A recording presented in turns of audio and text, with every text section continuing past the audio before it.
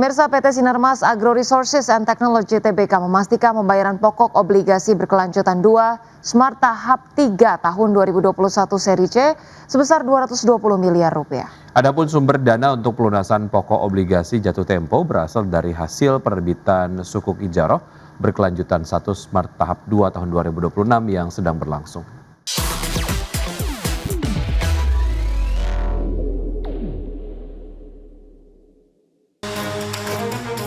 PT Sinarmas Agro Resource and Technology Tbk mengumumkan terkait penyiapan dana untuk membayar pokok obligasi.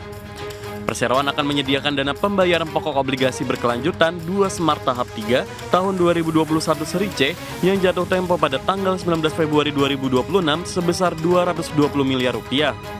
Direktur PT Sinarmas Agro Resource and Technology Tbk, Franciscus Kostan, mengatakan sumber dana untuk pelunasan pokok obligasi jatuh tempo akan berasal dari hasil penerbitan sukuk ijarah berkelanjutan 1 Smart tahap 2 tahun 2026 yang sedang berlangsung. Dana pelunasan pokok termasuk pembayaran bunga atas obligasi jatuh tempo tersebut akan disetorkan ke rekening PT Kustodian Sentral Efek Indonesia secara tepat waktu sesuai jadwal yang telah ditentukan. Sebagai catatan, obligasi Smart 2 tahap 3 tahun 2021 diterbitkan pada tanggal 19 Februari 2021 dengan jumlah pokok sebesar 825 miliar rupiah. Obligasi ini memiliki 3 seri, yaitu pertama seri A dengan jumlah pokok sebesar 225 miliar rupiah dengan bunga tetap 7,25 per tahun dan jangka waktu 370 hari. Kedua, seri B senilai 380 miliar rupiah memiliki tenor 3 tahun dengan bunga tetap 9% per tahun. Terakhir, seri C 220 miliar rupiah dengan jangka waktu 5 tahun dan bunga tetap 9,50 per tahun. Berbagai sumber IDX Channel.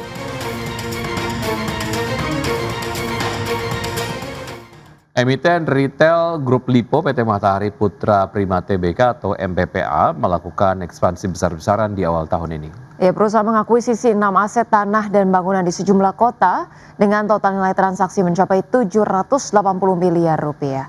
Akuisisi ini diklaim akan memberikan dampak positif bagi kinerja dan nilai tambah bagi pemegang saham.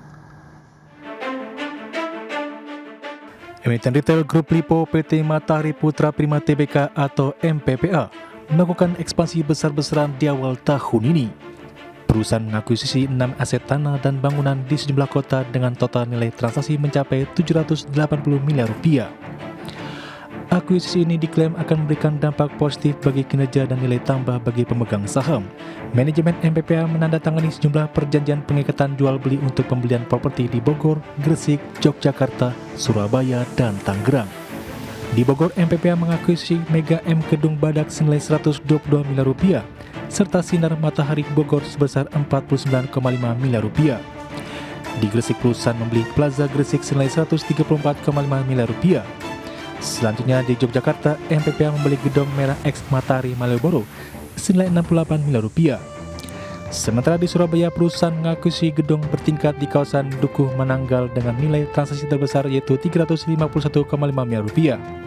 Adapun di Balaraja, Tangerang, MPPA membeli lahan seluas 38.000 meter persegi. Bank Indonesia memutuskan untuk kembali mempertahankan suku bunga acuan di level 4,75% untuk periode Februari 2026 dan keputusan ini konsisten dengan fokus Bank Sentral dalam memperkuat nilai tukar rupiah yang masih dalam tren pelemahan.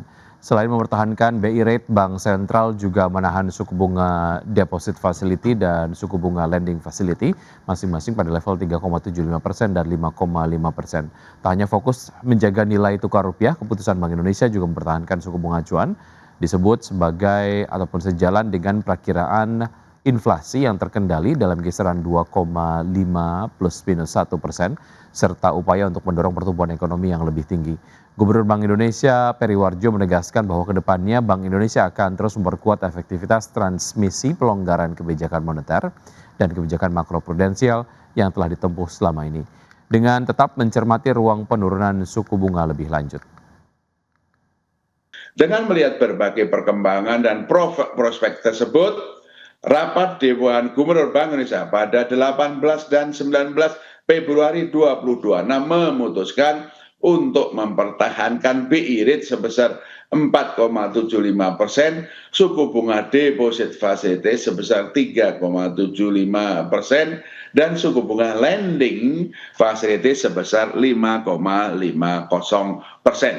Keputusan ini konsisten dengan fokus kebijakan saat ini pada upaya penguatan stabilisasi nilai tukar rupiah di tengah tetap tingginya ketidakpastian pasar keuangan global guna mendukung pencapaian sasaran inflasi 2026 dan mendorong pertumbuhan ekonomi.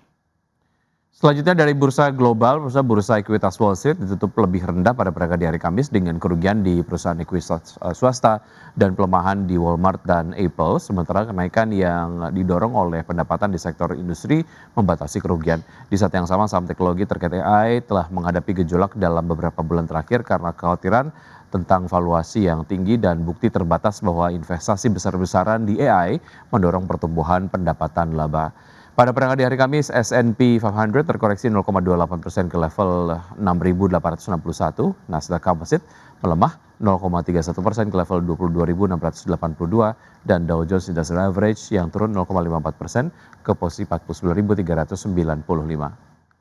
Bursa ekuitas Eropa pemirsa terkoreksi pada perdagangan di hari Kamis tergelincir dari level tertinggi sepanjang masa yang dicapai sehari sebelumnya, seiring investor yang mencermati laporan kinerja emiten kakap yang variatif seperti Airbus, Rio Tinto, dan Nestle. Indeks acuan Stock 600 ditutup turun 0,53% ke level 625,33. Mayoritas bursa utama kawasan juga bergerak di zona merah, di mana DAX Jerman menyusut 0,93% ke level 25.043 dan FTSE 100 Inggris yang melemah 0,55% ke posisi 10.627.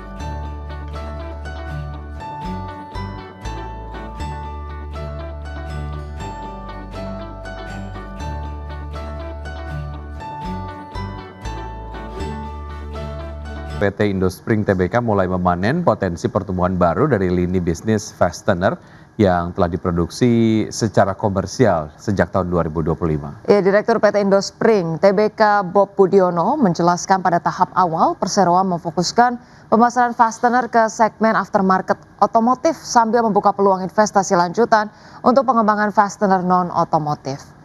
Ia menyebut pabrik fastener yang kini telah beroperasi penuh dapat melengkapi portofolio bisnis perseroan yang sebelumnya didominasi oleh pegas daun, pegas keong, serta komponen sistem pengereman. Dengan kapasitas produksi yang telah stabil, perseroan mulai mengarahkan strategi pada penguatan pasar ekspor. Untuk 2026, perseroan membidik ekspor ke kawasan Timur Tengah, Eropa, Uzbekistan, dan Amerika Serikat.